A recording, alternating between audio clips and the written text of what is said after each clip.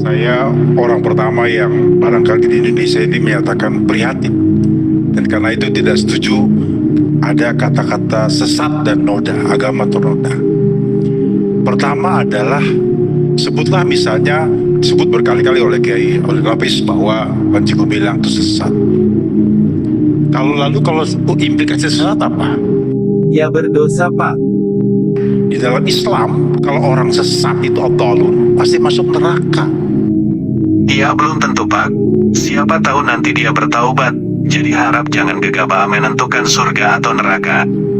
Yang menentukan orang masuk neraka itu cuma satu, pemilik neraka, Allah Subhanahu wa Ta'ala. Nah, kalau ini setuju.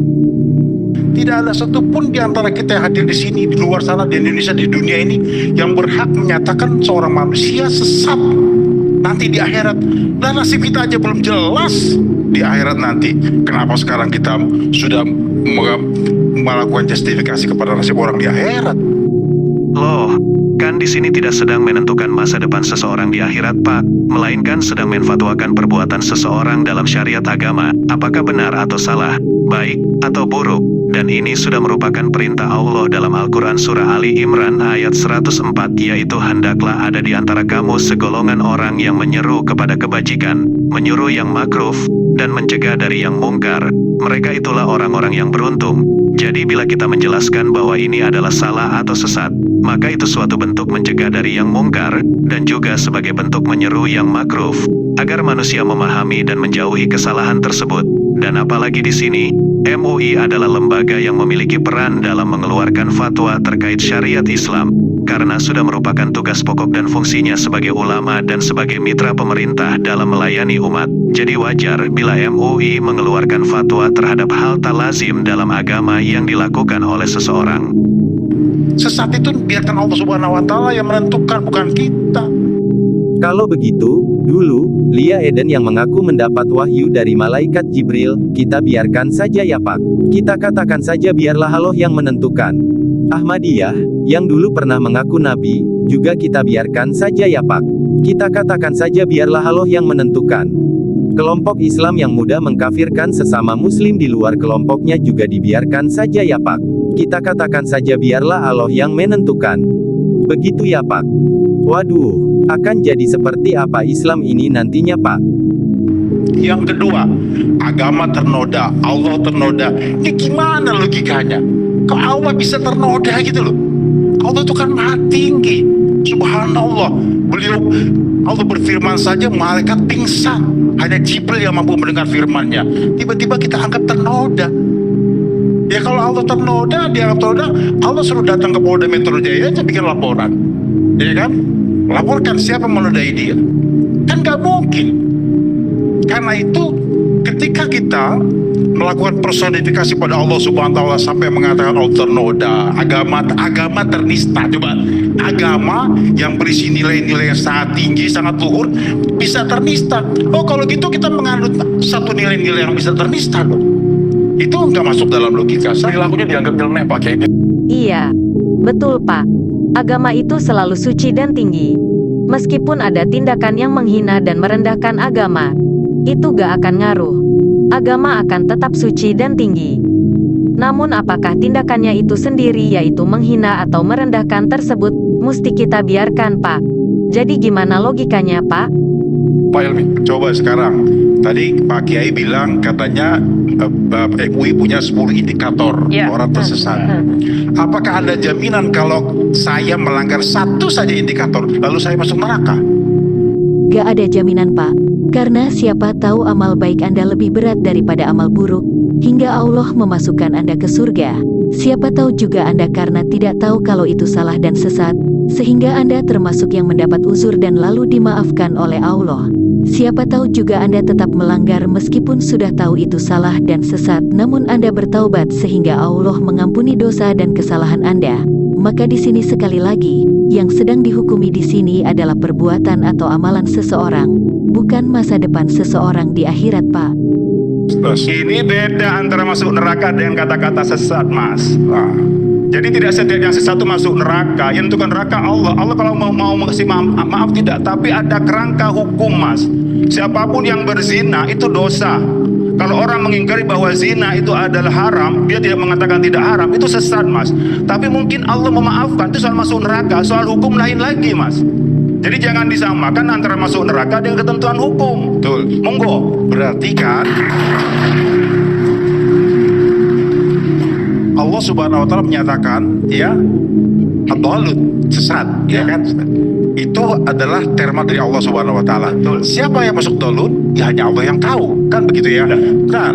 Ketika orang melanggar yang haram, dia hanya melanggar yang haram, dia fasik.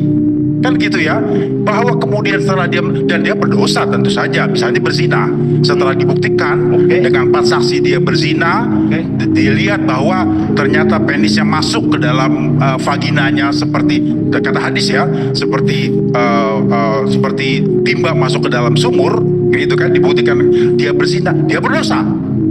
Kalau sudah terbukti dia dirajam. Ya kan, bahwa kemudian setelah dia berdosa, apakah dia masuk neraka atau masuk surga, itu urusan Allah Subhanahu wa taala. Pernah nggak kami mengatakan soal masuk neraka? Kan nggak pernah. Kesesatan yang dibahas. Anda membantah yang tidak kami katakan. Anda membantah dalam hayalan Anda sendiri. Kan? Ya, saya mengatakan Anda sudah bisa memahami yang kami sampaikan. Kalau orang berzina itu haram, Mas. Betul. Kalau dalam ajaran kami itu bilang haram, lalu Anda bilang zina nggak haram, itu sesat, Mas.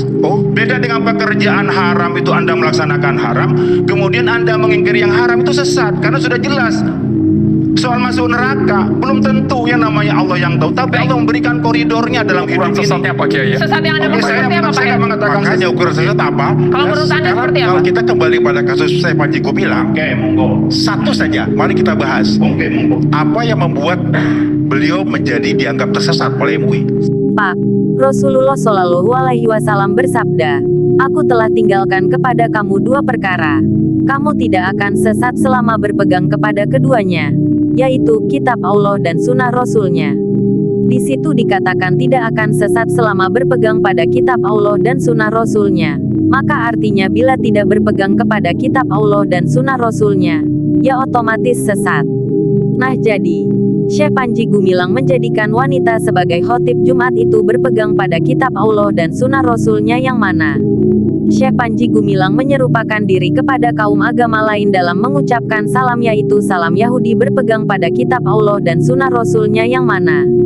Syekh Panji Gumilang membolehkan mencampur wanita ke dalam shaf laki-laki dalam sholat berjamaah itu berpegang pada kitab Allah dan sunnah Rasulnya yang mana?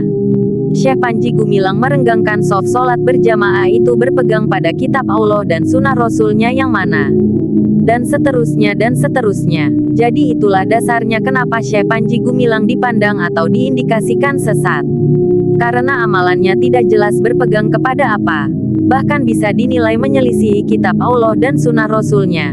Padahal Rasul menyuruh untuk tidak menyelisihi kitab Allah dan sunnah Rasulnya agar tidak sesat. Saya katakan indikasi. Nah, makanya kami mengatakan kita ini sedang proses finalisasi. Indikasi sesanya adalah ketika menafsirkan Al-Quran tidak mengikuti paku dan kaidah dalam ilmu tafsir.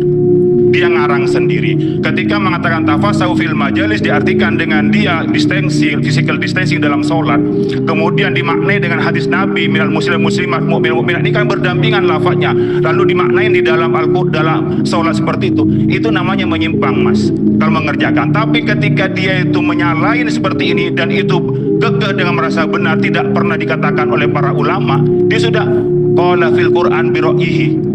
Nabi mengatakan faliyatabawa maq'adahu minan nar, bukan Khalil yang ngomong. Jadi kalau kami menetapkan hukum, itu bukan kami yang bikin hukum, kami ini meneruskan dan mengartikan wahyu. Monggo.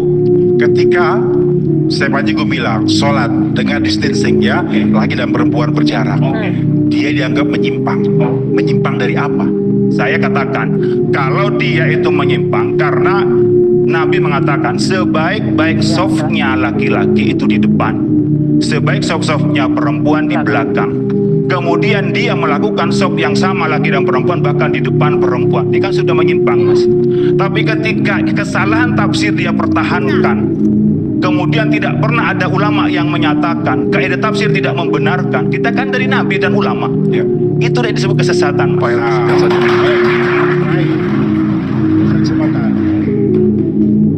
Ya, sejauh yang saya lihat dari argumentasi Panji Gumilang, saya tidak bela dia, tapi membela. Mau bela juga nggak apa-apa, is oke, kita debat. Silakan Pak Helmi. Baik, sejauh argumentasi dia tapasahu tawasahu, ya kan, berjarak di situ. Kemudian di Masjidil Haram orang juga sholat bersama laki dan perempuan. Di Madinah sebenarnya saya dulu selesai. Tadi saya mau hormati Anda. Oke, silakan kalau Anda mau jelaskan. Monggo. Di Madinah laki dan perempuan juga berdiri sejajar sholat, hanya dipisahkan dengan tirai. Kalaulah dengan fenomena itu seorang Panji Gumilang bertafsir, ya, dengan buat agamanya sendiri, dan dia tetap menyembah Allah Subhanahu wa Ta'ala, Tuhan yang satu, di mana penyimpangannya menurut saya? Selagi dia menyembah Tuhan Allah yang satu, menurut saya itu kan hak-hak dia. Bahwa kemudian nanti dia salah di gurun masar, itu urusan dia nanti gitu loh. Pertama, sampean sudah salah menggunakan dalil hanya di Mekah, di Madinah. Memang Islam itu dari Mekah dan Madinah. Islam itu dari wahyu. Maka di sana ada posisi dan kondisi yang itu darurat, maka dalilnya sampean sudah lemah. Kalau itu membela Panji Gumilang. Kalau itu berdasarkan suatu fenomena di satu tempat, Anda sudah tidak sesuai dengan koridor Islam. Saya minta dalilnya sampean, mana ada dalil Islam itu berdasarkan di Mekah dan Madinah. Dan fenomena di Mekah dan Madinah itu kan mesti dalam furu'nya mungkin berbeda. Keluarkan dalilnya. Yang itu Mekah tadi dalilnya itu di mana yang boleh begitu dia bisa jadiin dalil di tempat lain.